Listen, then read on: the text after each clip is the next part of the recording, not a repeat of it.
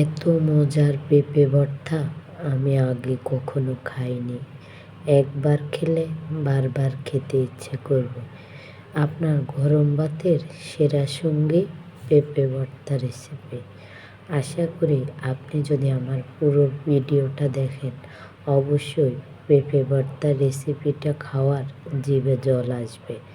আর অবশ্যই আমি তো আপনাকে দিতে পারবো না, তাই আমার রেসিপিটা দেখে আপনি বাসায় একবার হলো ট্রাই করবেন।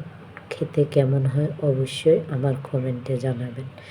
এই যে দেখুন, কিছুটা পেঁপে কেটে এরকম সাইজ করে নিয়েছি। আর শুকনো লঙ্কা 5-6টা, আমি একটু ঝাল খাই, আর 3টে কোয়া রসুন এবং টাকি মাছ, পেঁয়াজ নিয়ে আজকের ভর্তার রেসিপিটা। পেঁপে ভর্তা কীভাবে রেসিপিটা তৈরি করি পুরো ভিডিও দেখার অনুরোধ রইল। তা দেশ এবং দেশের বাইরে যে আমার ভিডিওটা দেখতেছেন, আপনাদের সবাইকে অসংখ্য ধন্যবাদ জানিয়ে এবং আমার সালাম দিয়ে আজকের ভিডিওটা শুরু করলাম। আসসালামু আলাইকুম। যে দেখুন, এখানে হালকা কিছুটা লবণ দিয়ে এই টাকি মাছ দুটোকে আমি ভাজি করে এক পাশে রেখে দিয়েছি, যাতে মুসমুসে হয়। আর এদিক দিয়ে অফ ক্যামেরায় পেঁপেগুলোকে লবণ মাখিয়ে এখন তেলের মধ্যে দিয়ে সেগুলোকে তেলের মধ্যে ভাজি করে নিচ্ছি। ঠিক এরকম পাতলা পাতলা করে কাটবেন, তাহলে যখন আপনি ভর্তাটা শিলফাটায় বাটবেন তাও খুব সুন্দরভাবে বাটা যাবে।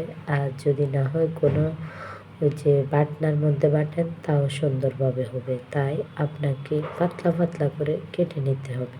আর আপনারা চাইলে কুচি করেও কিন্তু কেটে নিয়ে ভাজি করতে পারেন। আমি এইভাবে রাখছি, আমার কাছে এইভাবেই সুন্দর লাগছে, তাই আমি এইভাবেই পেঁপেগুলোকে চ্যাপ্টা চ্যাপ্টা রাখছি। এবং একসাথে আমার মাছ পেঁপে দুটোই ভাজি হয়ে গেছে। উঠিয়ে নিয়ে এখন কিছুটা পরিমাণ পেঁয়াজ দিয়ে হালকা একটু তেল দিয়ে সেগুলোকে আবারও ভালোভাবে নাড়াচাড়া করতেছি। আর পেঁয়াজগুলো আগে দিয়েছি, যাতে রসুনগুলো আগে দিলে কালো হয়ে যাবে। আর পেঁয়াজ আর রসুন একসাথে ভাজি করে নিয়ে এখন উঠিয়ে নিয়ে এখন কিছুটা তেল দিয়ে আবারও শুকনো লঙ্কাগুলো এখন ভাজি করে নেব, যাতে মুচমুচে হয় এবং 1-2 দিন থাকলেও মুচমুচে থাকে। এভাবে গোপন টিক্সটা দিয়ে দিলাম। একটুখানি লবণ দিলে শুকনো মরিচগুলো প্রায় 1-2 দিন কোনো মুচমুচে ভাবটা যাবে না, সব সময় মুচমুচে ভাব থাকবে। এই যে দেখুন, অলরেডি শুকনো লঙ্কাগুলোও কিন্তু ভাজা শেষ। আর অবশ্যই আপনার জন্য গোপন টিপস আছে একদম শেষে।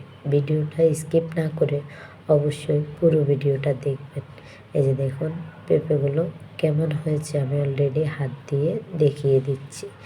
এবং কিনা রসুন, মরিচ, কাঁচা পেঁয়াজ, যে শুকনো লঙ্কা সবগুলো কিন্তু এখন হাতের মধ্যে প্রথমত হালকা করে ডলা দিয়ে নেব। আর মাছগুলো কাটা ছাড়িয়ে নিয়েছি।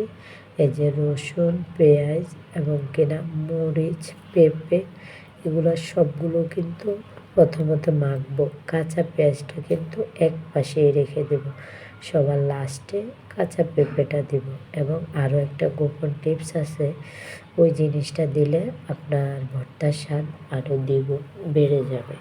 আশা করি সম্পূর্ণ ভিডিওটা আপনি দেখবেন, তাহলে স্টেপ বাই স্টেপ আপনি বুঝবেন কিভাবে পেঁপে ভর্তাটাকে এত মজা করে তৈরি করলাম।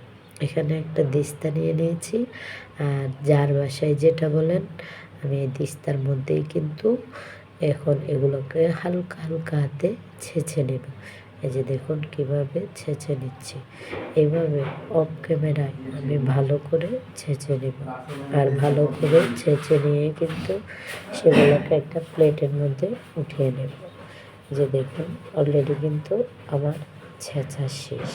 এখন আমি একটা প্লেটে উঠিয়ে নিই। সেখানে কিছুটা কাঁচা পেঁয়াজ আপনারা দেখতে পাচ্ছেন, ওই কাঁচা পেঁয়াজটাই কিন্তু আবার এখানে দিয়ে এবং মাধ্যখান বড়া করে একটু পাকা করে সেখানে একটু সরিষার তেল দিয়ে ভালো করে মেখে নেব হাত দিয়ে। আর একটুখানি লবণও দেব। এই 3টা উপকরণ যদি লাস্টে আপনি মাখান তাহলে ভর্তার স্বাদ হয়ে যাবে দ্বিগুণ। বিশ্বাস হচ্ছে না তো? একবার অবশ্যই বাসায় ট্রাই করবেন। আর আমার চ্যানেলে যদি নতুন হয়ে থাকেন অবশ্যই সাবস্ক্রাইব করে আমার পাশে থাকবেন নিত্য নতুন রেসিপি পাওয়ার জন্য। দেখুন অলরেডি মাখিয়ে নিয়ে একটা প্লেটের মধ্যে উঠিয়ে নিয়েছি এবং 3 টুকরা লেবু আর 2-3 টুকরো পেঁয়াজ দিয়ে কিন্তু আরেকটা শুকনো লঙ্কা দিয়ে পরিবেশনা করে নিলাম। আল্লাহ হাফেজ।